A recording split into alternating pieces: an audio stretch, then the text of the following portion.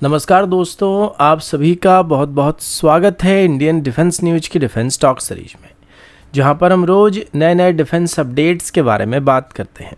तो चलिए देर न करते हुए आज की वीडियो शुरू करते हैं।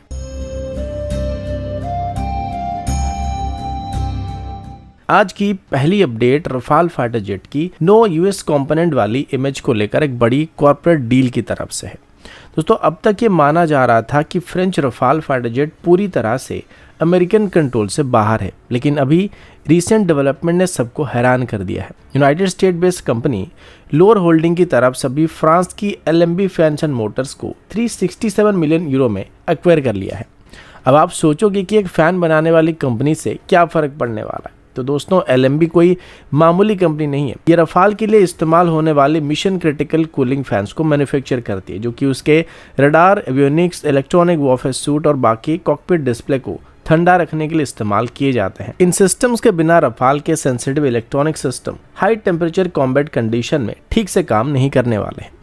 इस एक्विजिशन का मतलब ये कि अब ये कंपोनेंट एक अमेरिकन एंटिटी के अंदर आ जाएगा, जो इनको ITAR यानी international traffic in arm regulation के दायरे में ला सकता है। भारत के लिए काफ़ी चिंता की बात होने वाली है, क्योंकि इंडियन एयरफोर्स की तरफ से रफाल को इसलिए भी चुना गया था क्योंकि डसॉ की तरफ से गारंटी दिया गया था कि इसमें कोई भी यूएस कंपोनेंट मौजूद नहीं है, या फिर रफाल में इस्तेमाल होने वाली किसी भी कंपोनेंट पर यूनाइटेड स्टेट का कोई भी कंट्रोल नहीं है, जिससे ये jet American sanction export restriction से पूरी तरह से आजाद रहता था। लेकिन अभी इनडायरेक्टली सही वाशिंगटन का एक्सपोर्ट कंट्रोल फ्रेमवर्क इस क्लीन प्लेटफॉर्म के ऊपर भी असर डालने वाला है। हालांकि अभी रफाल के ऑपरेशन में कोई दिक्कत नहीं आने वाली, लेकिन लॉन्ग टर्म स्पेयर पार्ट और अपग्रेड के लिए यूएस लाइसेंसिंग की जरूरत पड़ने वाली है। ये भारत के लिए एक बड़ा लेसन होने वाला कि ग्लोबलाइज्ड डिफेंस इंडस्ट्री में ओनरशिप कभी भी चेंज हो सकती है। इसलिए अब स्ट्रेटेजिक सर्कल में मांग उठ रही है कि क्रिटिकल सब सिस्टम को जितना हो सके उतना इंडिजनाइज करना ही असली सॉवरेनिटी कंट्रोल होने वाली है। तो दोस्तों,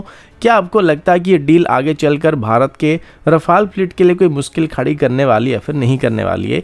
कमेंट करके जरूर बताइएगा।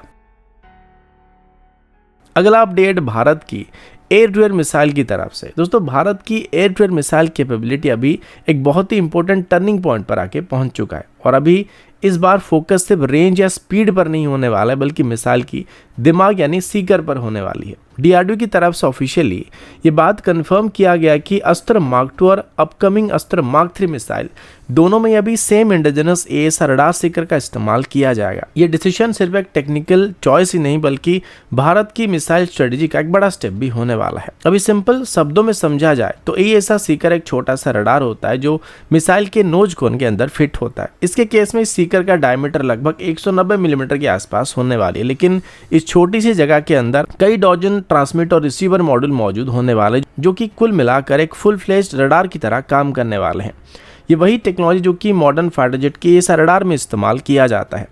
इस सीकर का सबसे बड़ा एडवांटेज ये है कि ये मैकेनिकली घूमने वाले एंटीना का इस्तेमाल नहीं करता है, मतलब टारगेट को ट्रैक करने के लिए इन एंटीना को फिजिकली मूवमेंट की जरूरत नहीं पड़ती है। इनमें इलेक्ट्रॉनिक बीम स्टीयरिंग मैकेनिज्म का इस्तेमाल किया जाता है, जिससे टारगेट ट्रैकिंग ऑलमोस्ट इंस्टेंट हो जाती है, यानी कि एनिमी एयरक्राफ्ट चाहे जितना भी साफ मैन्यूवर करे, मिसाइल का लॉक तोड़ना काफी मुश्किल होने वाला है। दोस्तों, यहाँ पर एक और बहुत ही क्रिटिकल एडवांटेज होने वाला है, जो कि लो प्रोबेबिलिटी ऑफ इंटरसेप्ट होने वाली है। AESA सीकर अपनी फ्रीक्वेंसी को और सिग्नल पैटर्न को हजारों बार चेंज कर सकता है। इसका मतलब ये कि सामने वाले एयरक्राफ्ट का रडार वार्निंग रिसीवर को पता नहीं चलने वाला है, या इनिशियल टाइम में पता नहीं चलने वाला है कि उसके ऊपर लॉक को किया गया। और इसके केस में रडार वार्निंग रिसीवर में वार्निंग ऑलमोस्ट टर्मिनल फेज में जाके मिलने वाले, जब मिसाइल ऑलमोस्ट एयरक्राफ्ट को हिट करने वाला होगा, जिस वजह से प्रैक्टिकल टर्म में देखा जाए तो पायलट को रिएक्ट करने का टाइम ही नहीं मिलने वाला, यानी कि वो काउंटर मेजर लॉन्च करने के लिए उसके पास सफिशिएंट टाइम नहीं बचेगा। टेक्निकल लेवल पर ये सीकर मेनली KU बैंड में ऑपरेट करने वाली, जो हाई रेजोल्यूशन टारगेट ट्रैकिंग के लिए इस्तेमाल किया जाता है, चाहे वो लो अल्टीट्यूड हो, ग्राउंड क्लटर हो, बैड वेदर कंडीशन हो या इलेक्ट्रॉनिक जैमिंग हो। एडेप्टिव प्रोसेसिंग की वजह से सीकर अपनी ट्रैकिंग क्वालिटी मेंटेन करने वाला है। मॉडर्न एयर कॉम्बैट में जहां टेरेन मास्किंग और ECM हेवीली इस्तेमाल किया जाता है, वहां ये कैपेबिलिटी बहुत बड़ी एडवांटेज को प्रोवाइड करने वाली है। इस पूरे प्रोग्राम का कोर रिसर्च सेंटर इमरात के पास है, जहां इस सीकर को फुली इंडिजिनस तरीके से डेवलप किया गया है। इसको अब एक बहुत ही बड़ा ब्रेक थ्रू माना जा रहा है, क्योंकि पहले भारत की तरफ से रशियन या इजरायली सीकर टेक्नोलॉजी का इस्तेमाल किया जाता था, लेकिन अभी हार्डवेयर के साथ साथ सॉफ्टवेयर कंट्रोल भी भारत के हाथ में मौजूद होने वाला है। सॉफ्टवेयर कंट्रोल का मतलब सिर्फ कोडिंग नहीं था, बल्कि थ्रेड स्पेसिफिक ट्यूनिंग भी वहाँ पे होने वाली, यानी कि इंडियन एयरफोर्स अपने एडवर्सरीज के एयरक्राफ्ट जैसे कि JF-17, F-16 या फिर J-10 जैसे एयरक्राफ्ट की रडार सिग्नेचर को सीकर के एल्गोरिथम में फिट कर सकता है, जिससे हमारे सीकर को पहले से ही पता चलने वाला है कि कौन सा हमारा दुश्मन होने वाला है। DRDO के मुताबिक टाइम के साथ साथ इस मिसाइल का ब्रेन और भी स्मार्टर होने वाला है, जिससे इसकी किल प्रोबेबिलिटी रियल कॉम्बैट सिनेरियो में काफ़ी बेहतर होने की उम्मीद किया जा रहा है, जो कि समय के साथ साथ इम्प्रूव होने वाली है। कुल मिलाकर अस्त्र मार्क 2 और अस्त्र मार्क 3 रेंज में भले ही अलग होने वाले हैं, स्पीड और काइनेमेटिक्स में भी इनकी परफॉर्मेंस अलग अलग होने वाली, लेकिन टारगेट को देखने और समझने का तरीका दोनों में सेम होने वाला है। अगला अपडेट एमका प्रोग्राम की तरफ से है। रिसेंट मीडिया रिपोर्ट्स, खास करके ANI की रिपोर्ट के मुताबिक ये क्लेम किया जा रहा है कि हिंदुस्तान एरोनॉटिक्स लिमिटेड यानी HAL को अभी एमका प्रोग्राम से बाहर रखा जा रहा है। ये न्यूज़ डिफेंस सर्कल में काफ़ी चर्चा का विषय बन चुका है, क्योंकि HAL को ट्रेडिशनली भारत के कॉम्बैट एयरक्राफ्ट इकोसिस्टम का बैकबोन माना जाता है। चाहे वो तेजस हो या फिर पिछले लाइसेंस प्रोडक्शन प्रोग्राम हो, सभी में HAL की तरफ से इन एयरक्राफ्ट को मैन्युफैक्चर किया गया है। रिपोर्ट्स के मुताबिक अभी एमका प्रोग्राम में HAL का रोल लिमिट किया जा सकता है या फिर कंप्लीटली HAL को इससे बाहर रखा जा सकता है। लेकिन यहाँ पर एक खास बात यह कि मिनिस्ट्री ऑफ डिफेंस की तरफ से अभी इसको लेके कोई भी ऑफिशियल डिसीजन को अनाउंस नहीं किया गया, जिस वजह से इस डेवलपमेंट को सिर्फ एक कॉर्पोरेट डिसीजन नहीं बल्कि भारत के फ्यूचर एरोस्पेस मैन्युफैक्चरिंग मॉडल से जोड़ा जा रहा है, जहाँ पब्लिक सेक्टर और प्राइवेट सेक्टर के बीच बैलेंस को बनाने की कोशिश किया जा रहा है।